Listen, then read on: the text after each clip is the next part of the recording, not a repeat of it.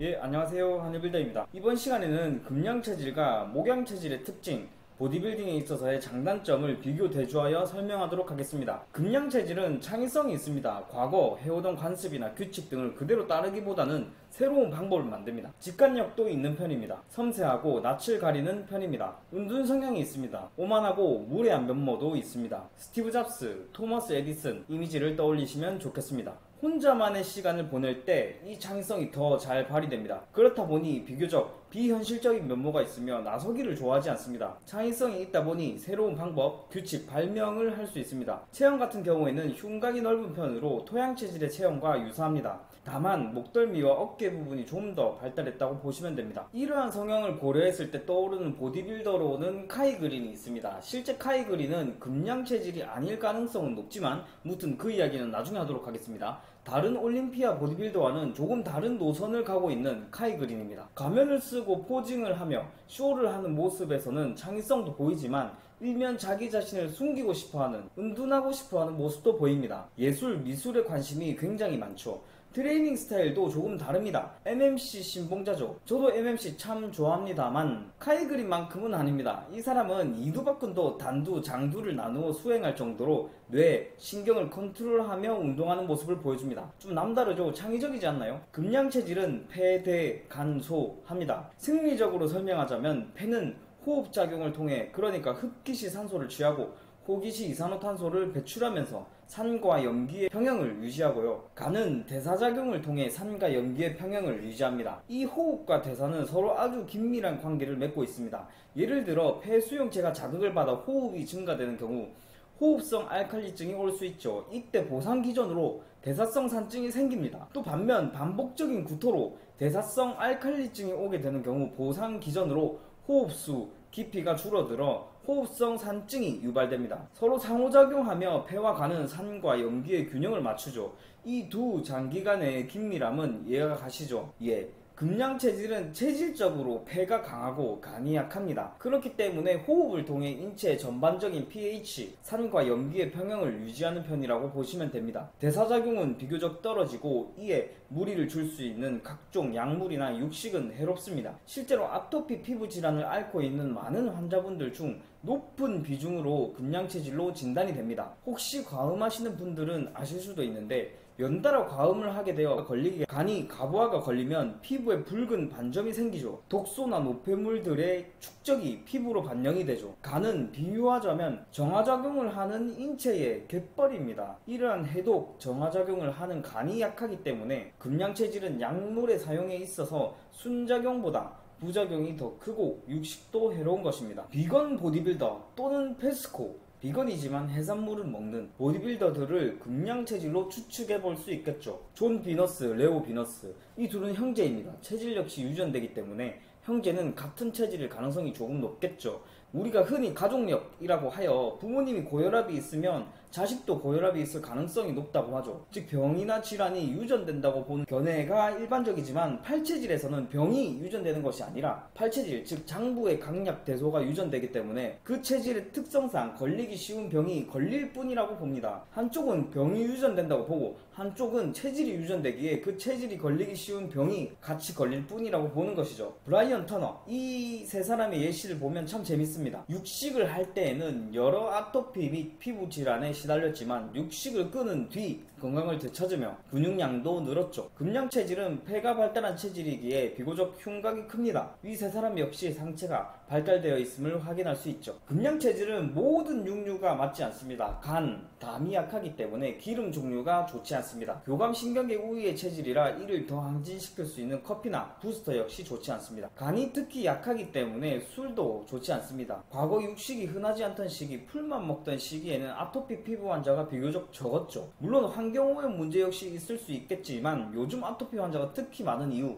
중 하나로 대중화된 육식, 식습관을 꼽을 수 있겠습니다. 금양 체질에게 좋은 보디빌딩식 단백질 공급원으로는 해산물, 바다생선, 계란, 흰자, 있습니다. 체질식을 하며 보디빌딩을 하기에 조금 식비가 들 수 있다는 단점이 있습니다. 그렇지만 흉곽이 발달하였기 때문에 토양 체질처럼 역삼각형의 체형을 갖고 있다는 점에서 유리한 면모도 있죠. 폐장이 발달하였기 때문에 유산소 운동을 잘 활용할 수 있습니다. 커팅을 하기에 유리할 수 있겠죠. 기름진 음식이 잘 안 맞기에 평상시에 낮은 체지방률을 유지하며 지낼 수 있습니다. 보디빌딩식 탄수화물 공급원으로는 쌀, 메밀, 보리 등이 있습니다. 섬세하고 낯을 가리는 편이고 은둔할 때 창의성이 더 발휘되는 타입이므로 홈짐을 활용하면 더 좋을 수 있겠습니다. 또 추가로 얘기하자면 바로 옆나라 일본에는 해산물 위주의 식습관을 가지면서도 건강에 문제없이 장수하시는 분들이 계시죠.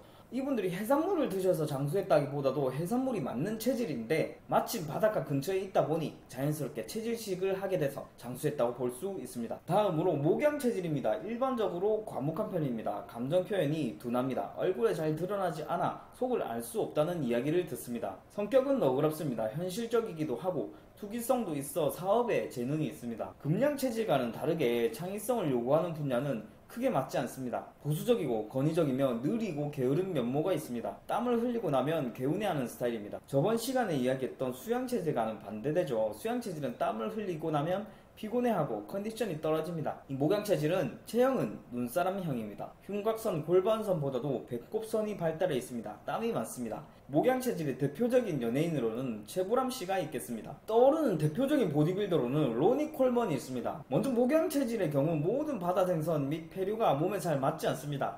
채소 역시 잘 맞지 않습니다. 반면 육식이 좋죠. 로니 콜먼은 어패류, 해산물을 정말 싫어했다고 합니다. 또한 채소 역시 싫어했다고 하죠. 전설적인 보디빌더가 단지 먹기 싫다는 이유만으로 좋은 단백질 공급원 및 식이섬유, 비타민, 무기질 등을 거부했을 리는 없겠죠. 몸에 잘 맞지 않았을 가능성이 있겠습니다. 또한 목양 체질의 경우 음치인 경우가 많으면서 미성인 경우가 많습니다. 로니 콜먼의 목소리가 떠오릅니다. 목양 체질은 간대 배수합니다. 간이 가장 강한 장기이고 폐가 가장 약한 장기입니다. 그러기에 대사 능력이 뛰어납니다. 육류 및 기름진 음식 역시 잘 소화할 수 있고 약물로 인한 부작용이 가장 적은 체질이라고 볼 수 있습니다. 몸에 수분이 비교적 많이 있는 체질이라 본태성 고혈압인 경우가 많습니다. 잘못되어서 고혈압인 것이 아니라 원래 체질상 다른 체질 사람들보다 혈압이 조금 높습니다. 이런 사람이 혈압이 높다고 해서 혈압약을 먹으며 육식을 끊고 채식을 하게 되면 오히려 건강을 해칠 수가 있습니다. 카니보어, 육식동물, 식충식물, 육식을 좋아하는 사람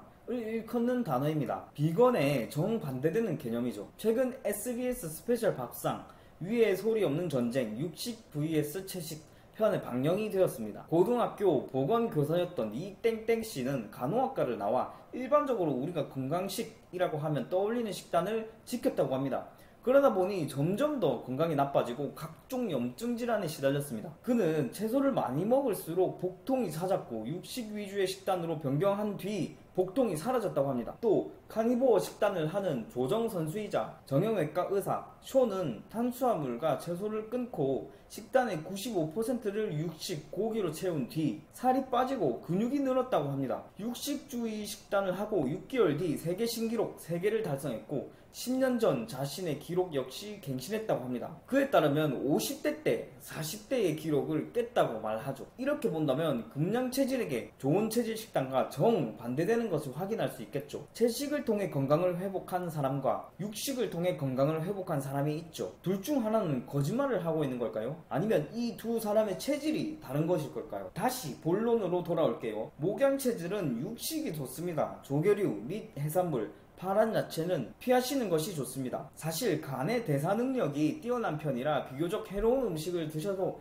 크게 불편한 것이 없는 경우가 많습니다. 보디빌딩식 탄수화물로는 쌀, 수수가 좋습니다. 그렇지만 게으른 성격으로 인해 헬스장을 매일 나가기가 힘들 수가 있습니다. 반면 땀을 흘리면 개운하고 상쾌함을 느낄 수 있으므로 운동에서 오는 즐거움 역시 쉽게 느낄 수 있는 장점이 있습니다. 배꼽선이 발달한 체형으로 복부, 코어가 두꺼워 보이며 전체적으로 눈사람 같은 체형 이라 일반적인 시선으로는 사실 그리 멋있는 체형으로 보기는 어렵다는 단점이 있습니다. 동시에 배꼽선이 발달했기 때문에 코어의 힘이 비교적 강한 체질로 고중량에 유리하다는 장점이 있습니다. 또 이제 대표적인 유명인으로는 장민환 선수가 있겠습니다. 이번 시간에는 팔체질 중 금양체질 및 목양체질을 살펴보았습니다. 재밌게 시청하셨는지요?